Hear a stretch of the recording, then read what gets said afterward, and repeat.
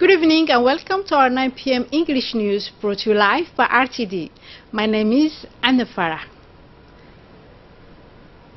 Prime Minister Cabinet Montfort International Day of Peace together with the respect and dignity and security for all. Kenya election, the Chief Prosecutor order inquiries into Electoral Commission. And now the national news. The President of the Republic, His Excellency Ismail Omar Guelleh, today addresses a congratulation message to the German Chancellor Angela Merkel on Monday, whose political party has won the largest number of the seats in the German parliament. Following the legislative vote that took place yesterday, Sunday, in this country, the victory of your formation and its direct consequence, the continuation of your action at the head of the German state, attest well the fact that a majority frank of your compatriots wish to evolve still under your leadership, wrote the President of the Republic. I hope that the German friendship nation will increase the work already largely realized by its flourishing and influence under your leadership, continued the President Guelleh before wishing success to the German Chancellor with a score about 34% of the vote cast.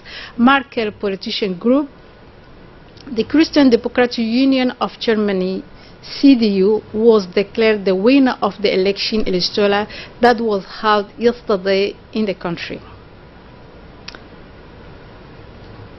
Still, the German Chancellor Angela Merkel declared victory Sunday as a conservative party clung to its place, the country's largest political force, but standing race of a far-right anti-immigrant party cast all over her election to a fourth term, signaling a turbulent era headed for Europe's largest economy, handling of protesters shouting out with the Nazis, spontaneously carried in the rain outside the alternative for the German party celebration in the central Berlin after the National Party won a remarkable 12.3% of the vote by campaigning against refugee foreign and Islam, breaking taboos and using large not heard in German since the Nazis era. The populist opposite a party wanted to make life difficult for Merkel. And now the national news. Under the high patronage of the Prime Minister Abdelkader Kamal Mohammed, the Montfort has celebrated this morning the Industrial Day of Peace at the People Palace with the term Together for Peace, Respect, Dignity and Security for All. Several members of the government were present. The Minister of National Education and Professional Training, Mr. Mustafa Mohammed Mahmoud, the Mayor of Djibouti City, Fatima Awali, the Minister of Housing, Urban Planning, Musa Mohammed Ahmed, the Minister of Budget, Bodi Ahmed Roble, State Secretary of Youth and Sport, Hassan Mohammed Kamil, the Minister of Transport and Equipment, Mohammed Abdel Qadir Musa Halam, the Minister of Telecommunication, Abdi Yusuf Suge, I beg your pardon, the Minister of Decentralization, Hamadou Mohammed Aramis, the Minister of Energy, Yonis Ali Gedi, the Minister of Women and Family, Mrs. Mumina Hamad Hassan, the Secretary of the State Social Solidarity, Mrs. Mona Osman Aden, as well as the educational family, with a strong participation of representatives of people in special needs. In his speech, the Minister of National Education and Vocational Training, Mr. Mustafa Mohammed Mahmoud, stressed that the International Day of Peace is a time to dictate the time together to peace, have all the value of peace and also think about peace. He recalled that one of the occasions of this day of the peace, we must have a special thought for the refugees living in our country. In his speech, the Prime Minister, Mr. Abdelkader Kamal Mohammed, said that he was satisfied to take part in this International Day of Peace. More detail with Saeed Mohammed. I think this is an opportunity today to remind us that it is more important to protect peace than to restore it. Preserving peace is the duty of every democratic leader. Strengthening the culture of peace is one of the first principles to be conveyed to young people today. And it is in this line of conduct that the government is leading for peace to be maintained in Djibouti. I therefore welcome the initiatives of the National Commission for Education, Science and Culture to have these celebrations under the supervisions of the Ministry of Education. Our youth must fully be clairvoyant to know that without peace there can be no wealth creation, no job, and above all, no development.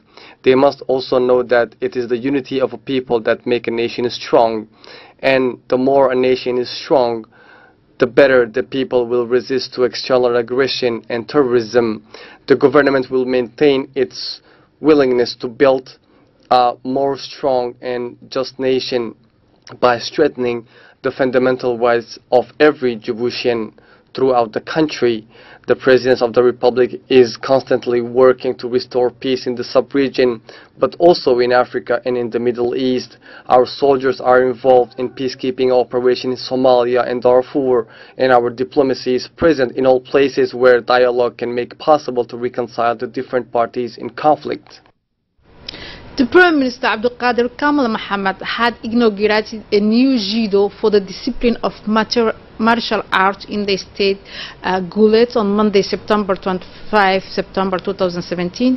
He was accompanied by the Secretary of State for Youth and Sports and a member of the government. Many people and participants of this discipline participated in this inauguration of the judo. In the first place, the Prime Minister visited the stock of the material of 4 arts federation and handed them to the key to the new well-equipped office. The Minister of Energy, Mr. Younis Ali Gedi, has received a visit of courtesy from a delegation of the African Finance Corporation conducted by Mr. Oliver Andre, Executive Director and Chief Executive of the AFC and the competitor of his employer at the FCA. It is a financial institute of multilateral investigation specialist in the key project of infrastructure in all Africa. Our country has become the 14th member of Africa Finance Corporation. Discussing between the minister and the delegation introduced by the director of the National Electricity Director, Mr. Chama Ali Geli, was on the realization of the Wind Energy Center. This project will be carried out with the framework of the market of Djibouti, the consumption of green energy by becoming the first African country. The pre-maritime discussion for the realization of the wind energy project in Gobed have been taken with the National Electricity Director, Mr. Chama Ali, and the meeting has been permitted to the concentration of this major energy project. Still on the national news, the Minister of Muslim Affairs, Culture and Waqaf, Mumin Hassan Bare, met in Cairo today his counterpart in charge of culture, Helmi Al-Naman. This visit is part of the strengthening of the technical cooperation relation in the cultural field and the promotion of the artist exchange between the two countries. The minister discussed the possibility and means of development cooperation in the management of museums and libraries, the training of a specialized staff and the recruitment of the Djiboutian Institute of the Arts. The meeting was attended by our ambassador to Cairo, Mohammed Hirsi, the minister advisor, Mr. Shu'aib, and the director of the culture, Mr. Douali Hassan Ahmed. At the end of the discussion, both sides welcomed the excellent relation between Djibouti and Egypt and need to put in place the mechanism and the executive program emerging from the protocol of agreement signing beforehand between the two ministries. At the end of whole visit, the delegation also visited the village of Unay in the Merchog region and inspected some of 365 soldiers from a battalion called battalion in the area camp for commando training after the Honor Army Corps General Secretary Sheikh Ibrahim Lakhol a brief speech for the soldier of this battalion in particular wishes to draw their attention to the importance of the training and that they constantly need them, in particular stressing the unity and should work in that direction. Still with the Army Corps General Secretary Sheikh Ibrahim, accompanied by a strong delegation, consists of General Ali Hassan Kamil, General Tahir Muhammad Ali, and other senior junior officers, the variety service of Al-Hajj Hassan Guled Military School in Hol. This unannounced visit aimed to see the progress of the training of 100 young soldiers at the level of elementary military certificate. These 100 soldiers are part of the recruit of 2016, part which is in Ali Uni. These soldiers were in the field training this morning, particularly in combat exercise. In a speech that took effect, General Secretary urged the military information they should greet patience and perseverance. The Minister of Health, represented by its Secretary General by its Certificate General of the Ministry, Dr. Ahmed Roble Abdile, received the gift of medicine in the presence of the Ambassador of Turkey in Djibouti, Mr. Sadiq Al-Tinuk, and the new senior coordinator, the TICA, Mr. Muhammad Taha, who replaced Mr. Mikhail Testani, anterior director of CAM, Dr. Abdullah Musa Farah, the director of the DIPSI, and several high-ranking officers from the Department of Health attending the donation ceremony. These are large patch, the head quality medicine that met the specific needs of specialty medicine and intended for the health facility at the 3-level, mainly hospital and reference center. This donation followed the official visit to Turkey, the Minister of Health, Dr. Sami Ilmi Ukiye, in March 2017, during which the Minister called for the further strengthening of the bilateral cooperation in the field of supply medicine between Djibouti and Ankara. With this understanding, I believe this donation of these pharmaceuticals will be beneficial to the Djiboutian people, and thank you for the Ministry of Health and CAM to organize this ceremony for us. Thank you very much. The accredited Saudi ambassador to the Republic of Djibouti, Mr. Abdulaziz bin Abdullah Al Dawadi, organized a reception at the Hotel Campeski Palace on the occasion of 87th anniversary of national independence. The Minister of Habitat, Urbans and the Environment, Musa Muhammad Ahmed, Chief of the General Staff and the Djiboutian Army Force, General Secretary Sheikh Ibrahim, and the Secretary General of the Minister of Foreign Affairs and International Cooperation, Muhammad Ali, and have participated in this annual event also the representative of the United Nations Organization, the Ambassador of Palestine in Djibouti, Mr. Kamel Kazaz, and high-level civilian and high-level character were received in the court of the ceremony. After the national aims of the two sister countries should explain that the kingdom plays a first role in the fight against terrorism, extremism, that are recently created the most Islamic military alliance to combat this flare. And now moving on to regional news, Kenya Chief Prosecutor has ordered an investigation into the Electoral Commission of a possible misconduct in last month's annual votes. More detail, please listen to Said Mohammed.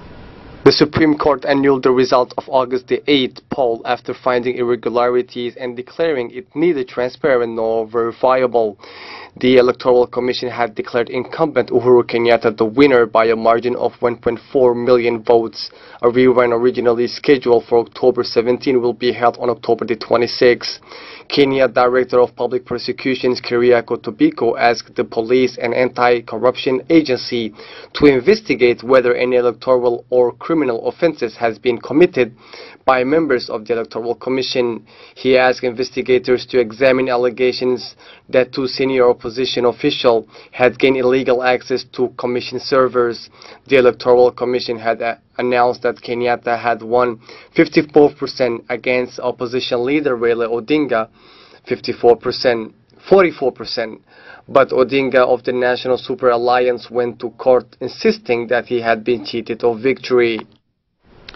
More from the continent. A week after more than 30 refugees from Burundi were killed by the Congolese soldiers in South Kivu, the United Nations High Commission, its humanitarian partner, and South Kivu Authority on 20 September agreed to relocate the remaining 2,900 refugees to the site from 175 kilometers south of Kamongo in Walamgun territory. More detail with Said. Few days after the clash between the security forces and the Burundian refugees, which left at least 39 dead and 120 wounded in Kaimaniola, South Kivu in the Democratic Republic of Congo, the humanitarian situations remain worrying.